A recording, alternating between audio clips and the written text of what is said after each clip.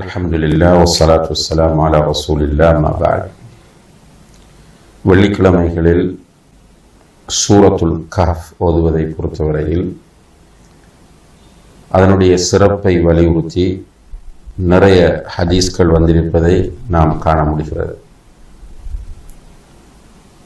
இந்த ஹதீஸ்கள் தொடர்பான கருத்து வேறுபாடுகள் ஹதீஸ் துறை அறிஞர்கள் மத்தியிலே காணப்படுகிறது. அதாவது சூரத்துல் கஹ்ஃப் ஓதுவது தொடர்பாக வந்திருக்கக்கூடிய ஹதீஸ்கள் ஆதாரபூர்வமானவையா இல்லையா என்ற கருத்து வேறுபாடுகள் காணப்படுகின்றன. அந்த ஹதீஸ்கள் சஹீஹானதா இல்லையா என்பதை அடிப்படையாக வைத்தே இதை ஓதுவது சுன்னா அல்லது இல்லை என்ற நிலைப்பாட்டிற்கு நாம் வர வேண்டியிருக்கிறது.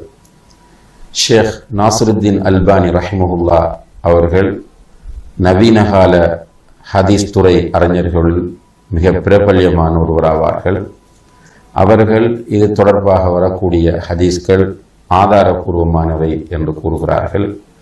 எனவே இந்த கருத்தின் அல்லது இவர்களது ஆய்வின் அடிப்படையில் பார்க்கிற போது சூரா அல் கஹ்ஃபை வெள்ளிக்கிழமைகளில் ஓத முடியும் என்பதை நாம் புரிந்து கொள்ளலாம்.